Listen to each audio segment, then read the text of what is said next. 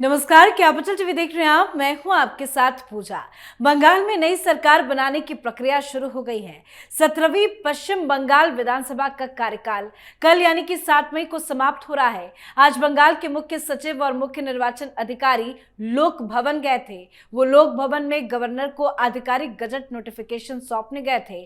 चुनाव आयोग के उच्च अधिकारी भी वहां पे मौजूद थे। गजट नोटिफिकेशन मिलने के बाद अब गवर्नर बीजेपी को नई सरकार बनाने के लिए आमंत्रित करेगा। पर सवाल यह है कि ममता बनर्जी क्या करेंगी।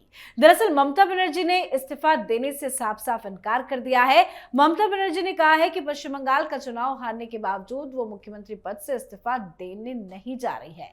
ममता बनर्जी ने यह भी कहा कि बंगाल में राष्ट्रपति शासन लगता है तो लग जाए, लेकिन वो इस्तीफा नहीं देंगी। और ममता बनर्जी के नो इस्तीफा वाले स्टंट की लाइफलाइन सिर्फ कल तक है।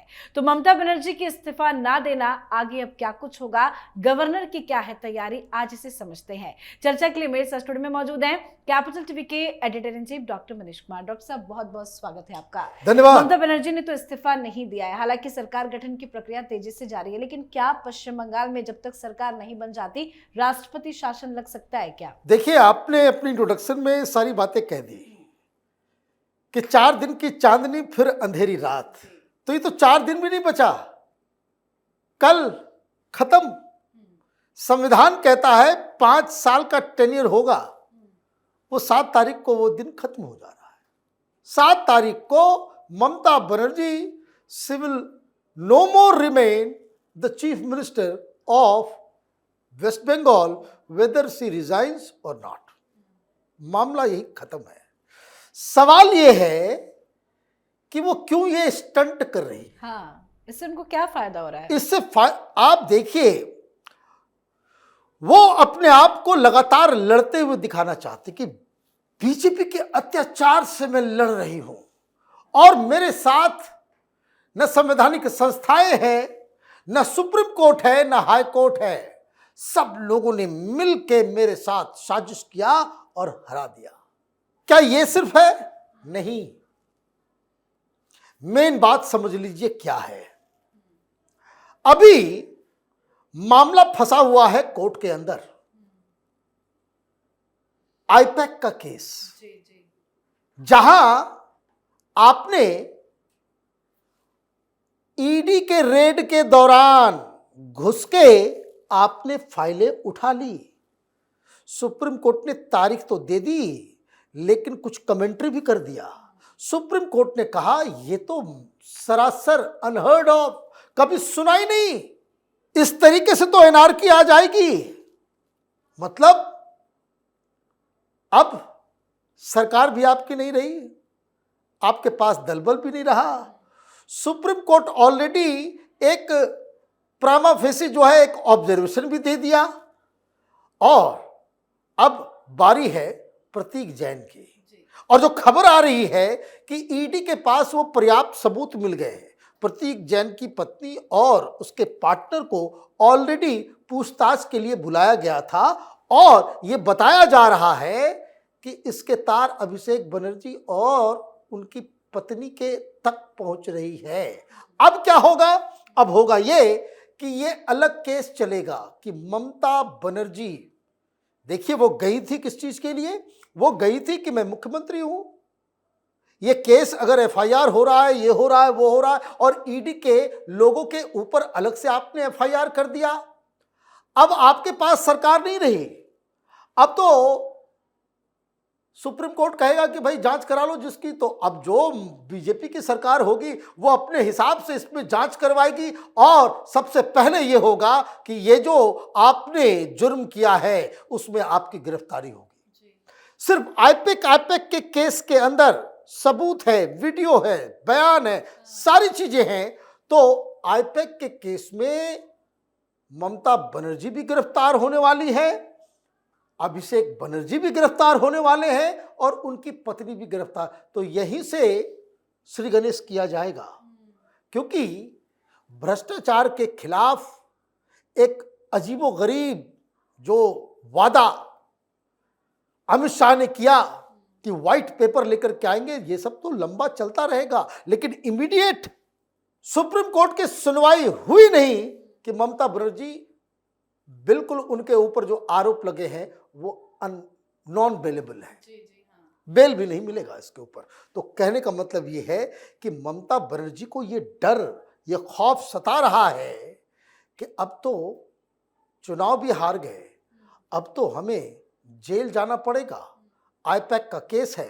तो इसलिए ममता बनर्जी अब कह रही है कि इस मसले को पॉलिटिकली हम लेकर, जैसे केजरीवाल था, वो क्या कहता था, उसको 2 बार बेल मिला जब वो तिहाड़ के अंदर था, वो बार बार चीजों को पॉलिटिकल कहता था। ये कहता था कि देखिए हमने कुछ नहीं किया, ये मामला पॉलिटिकल है, ये मामला जो है वो सिर्फ हमें चुनाव में हराने के लिए ये रचा गया है, ये बीजेपी की साजिश है। और साथ ही साथ क्या कहता था जब बेल पिटीशन लेके कि देखिए मैं नेशनल पार्टी का नेशनल जो है अध्यक्ष हूं और 4 राज्यों में चुनाव हो रहे हैं, सब जगह जमानत जब्त हुई, लेकिन फिर भी वो ये कहता था कि हमारे उम्मीदवार खड़े हैं, हमें प्रचार करना है। तो सुप्रीम कोर्ट कहता था कि ठीक है भाई ले लो। हाँ, जेल जाने के बाद भी इस्तीफा उन्होंने नहीं दिया, इस्तीफा नहीं दिया, और वो ये कहते थे कि हमको प्रचार करना है। तो मतलब क्या है कि एक वो लीगल आर्गुमेंट है कोर्ट के अंदर में कि ये सारी चीजें पॉलिटिकल है, इसलिए कोर्ट जो है थोड़ा रहम दिखाए।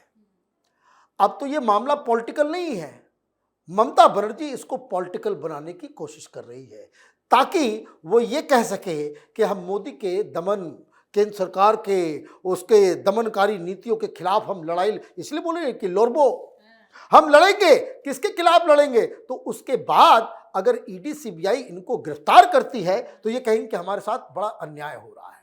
This is the plan. तभी कह रही हैं कि मुझे मारा गया, पीटा हम मारा गया, पीटा गया ये, और मैं लड़ूंगी, मैं घर में नहीं बैठूंगी, हमारा अपना प्लान है। तो ये सारी चीजें उस परिदृश्य में देखना चाहिए। दूसरी चीज जी, पूरा घेराबंदी हो गया, ममता बनर्जी के वो तमाम उस तरह के लोग जो रिटायर्ड थे लेकिन सचिवालय में बैठे हुए थे, उनके ऊपर कार्रवाई हो गई। और हमने 2 दिन पहले बताया था कि दिल्ली से एक पूरी टीम इंडिगो के फ्लाइट से वहां पहुंची थी जिस दिन रिजल्ट आया है उसी दिन, और पूरे सचिवालय नबन्ना को जो वो घेर लिया। तो मालूम चल रहा है कि वहां 300 से ज्यादा उस तरह के फाइल्स को इन लोगों ने जब्त कर लिया है जहां इनका कच्चा चिट्ठा फंसा हुआ है। ये डर तो पहले से था, दिक्कत क्या हुई कि इनको समझ में नहीं आया कि हम हार जाएंगे, तो वो फाइलें वगैरह सब कुछ वहीं पे है। बाकी सारे लोग, देखिए अमित शाह वाकई चाणक्य हैं, जब सारे लोग उधर फंसे हुए हैं कि कौन आगे कौन पीछे, कौन जीता कौन हारा, और अमित शाह ने तुरंत चीफ सेक्रेटरी को कहा कि ऑर्डर पास करो इमीडिएटली कि सारे के सारे सचिवालय को जो है घेराबंदी कर लो, कोई फाइल लेकर के जा नहीं सकता बाहर, और हर जगह वहां दरवाजे पे कोई डिस्ट्रॉय भी नहीं कर सकता। और जो ममता बनर्जी के जुड़े हुए जो पुराने जो रिटायर्ड अधिकारी जो उनके ऊपर बिठाया गया था उनकी एंट्री भी बैन कर दिया। और सबसे बड़ी चीज, सचिवालय में लोग जश्न मना रहे हैं, जय श्री राम कह रहे हैं। तो मतलब ये कि इनकी सारी कुंडली अब अमित शाह के पास है, जेल जाना होगा या अमित शाह के पास जाकर के नाक रगड़ना होगा, अदरवाइज लिस्ट तो बड़ी लंबी है।